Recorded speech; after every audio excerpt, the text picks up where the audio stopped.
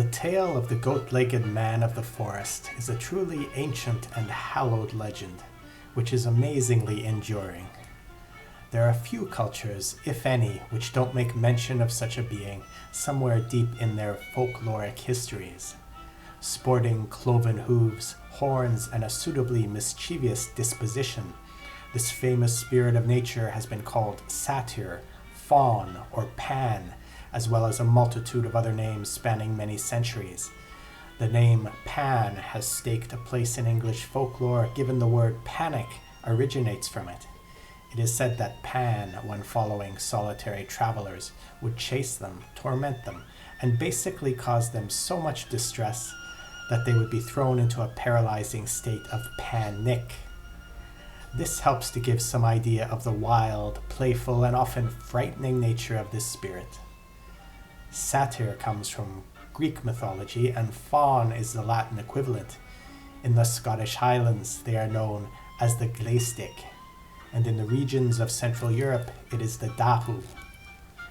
Even in modern times, there is the urban legend of the Maryland Goatman, who was sighted in 1957 and has given rise to all kinds of theories on where the beast originated from.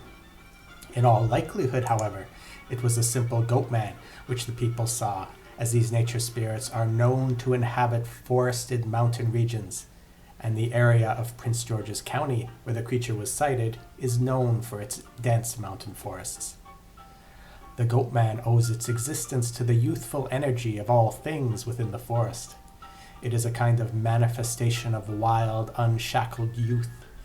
Whereas other spirits might get their power from the trees or the flowers, the goatman is animated by the life force itself of every living thing that exists in the wild. It is personified by the passionate desire to live, to survive, to thrive, and to reproduce. And this is the reason why they have often been known to accost people in an amorous way on the lonely and desolate mountain roads.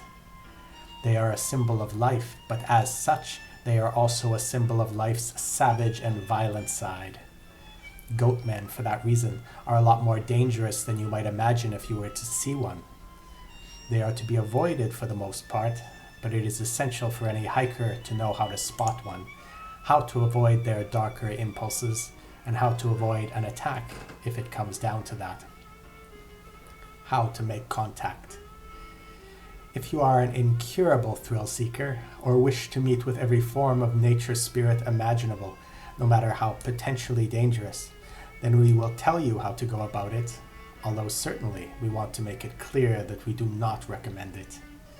The goatman prefers woodlands because they are the most active bosoms of nature apart from the watery biomes. Having no love for water, however, they will instead choose the forests, simply because of the abundance of life. Goatmen always want to be where the life and the action is. Or what is more, they choose the mountain forests for obvious reasons, because goats are attracted to the higher places. They may sometimes be found in lowland forests, but only if there are no higher forests available within their limited sphere of influence. Goatmen are territorial, and so a different goatman will represent each individual region of the wilderness. Even the lowlands have goatmen, but possibly less happy ones.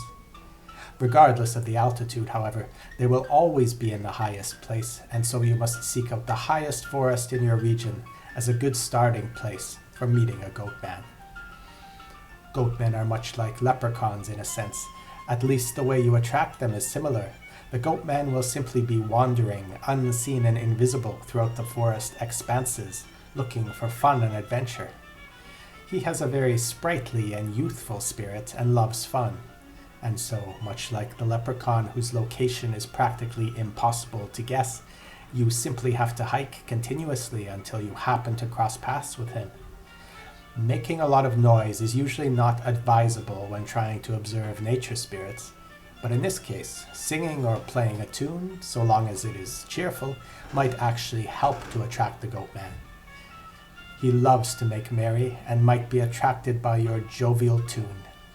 Strangely enough, drinking alcohol might actually be helpful as well, because the goatman is renowned for his love of drink. Also, he prefers to harass those people who he thinks are impaired in some way.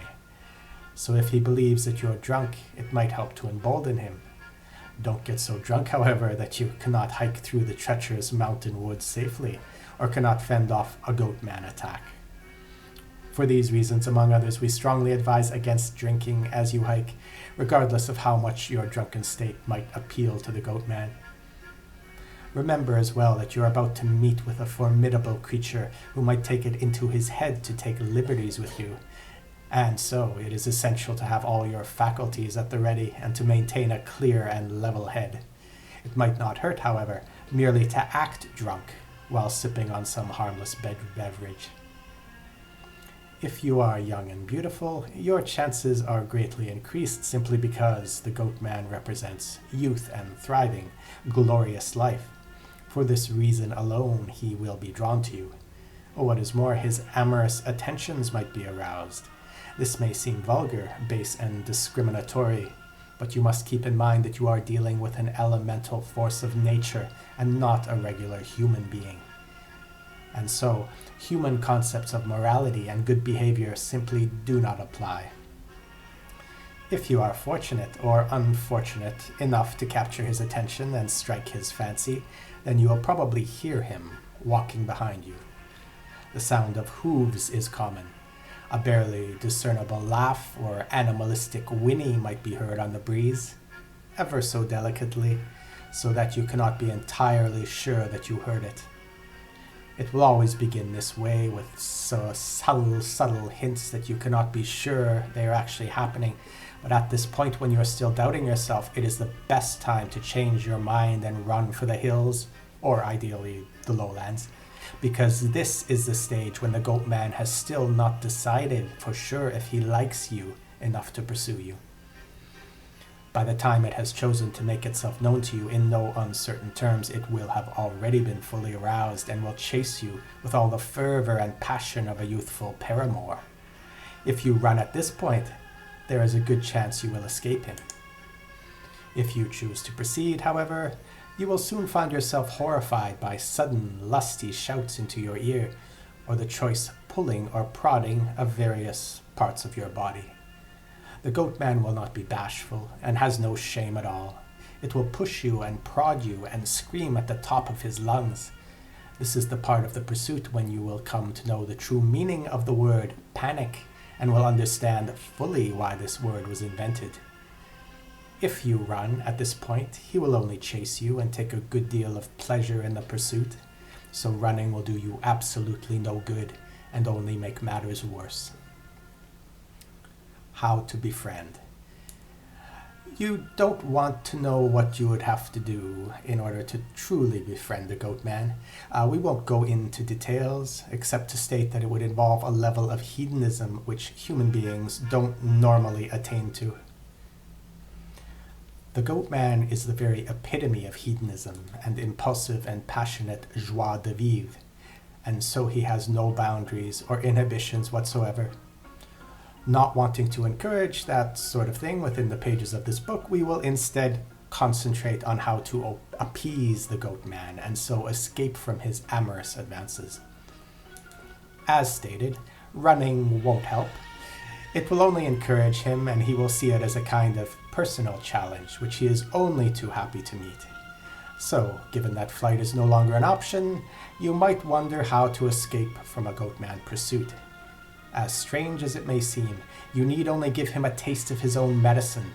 This creature is the epitome of youth, among others and less wholesome things, and so you must treat him like a disobedient toddler.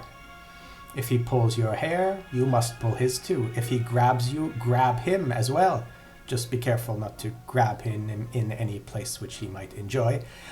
In general, though, you must scream, shout, intimidate, and basically mirror everything he does right back at him, minus, of course, anything of a bawdy nature. If you fight back in this way without encouraging any intimacy, then the goat man will become cowed, confused, and will eventually lose all sense of arousal.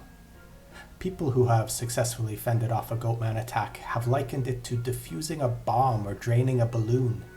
he will simply lose all his exuberance and flop down on the ground, devoid of all energy and enthusiasm. This is the only point where it is safe to speak with him and so attempt to befriend him.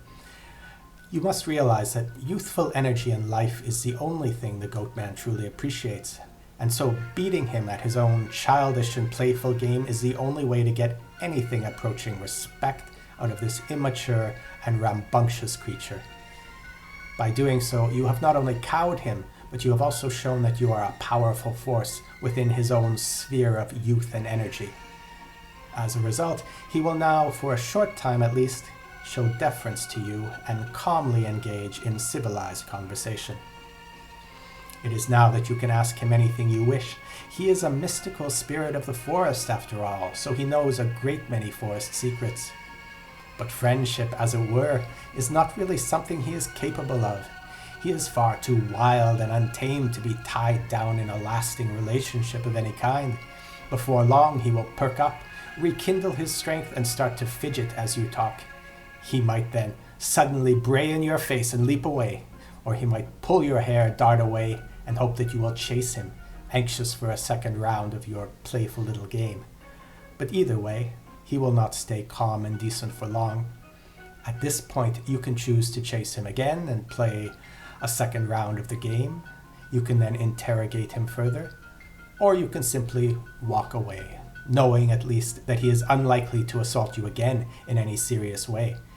In fact, he certainly won't, remembering what happened last time. He might, upon seeing you sometime in the future, appear to you, greet you, and then do something playful. But real, enduring friendship is not something the goat man does. So be satisfied to glean any secrets you can from him during those brief spells of sanity, and be thankful to know that you have met and temporarily tamed one of the wildest creatures known to the natural world. How to offend. The goat man is a hardy soul and doesn't let himself worry about too much. His devil-may-care lifestyle means he has few attachments and doesn't care much about anyone or anything else. You would think, therefore, that he's estranged from other nature spirits and is something of an outsider. However, this is not true. He is known as the musician, the dancer, and the entertainer, which makes any gathering of nature spirits truly memorable, exciting, and lively. As a result, all nature spirits love him, even the most evil. He is, after all, to them life itself. He is a representation of the sweet juices of life that flow through their veins, and so they revere him as a kind of wild holy man. To them, he is a lovable rogue, just like youth itself is a lovable rogue, full of energy and full of shenanigans. His vagabond nature, however, means that he is unlikely to care about anything you do. There is one major exception, however. The goat man has one deep, passionate love in his heart, which burns in his breast like an eternal fire. He loves all forms of newborn things. He loves cubs, hatchlings, ducklings, and fawns, and anything else that is young, helpless, and innocent. He will protect such a creature every time he finds one in peril, and he will punish anyone who hurts one. If you kill a baby animal or even crush the fragile sprouts of a plant with bad intent, he will strike out at you with an angry passion. Don't endanger anything that is struggling to grow into adulthood when you are in the forest, or you will risk the passionate hatred of any goat man that happens to be in the vicinity. Not only is this good advice when dealing with goat men, but nature spirits in general look after the babies in their midst, and so will look upon you much more favorably if you show respectful and loving attitudes to all the youngest and most helpless things in the forest.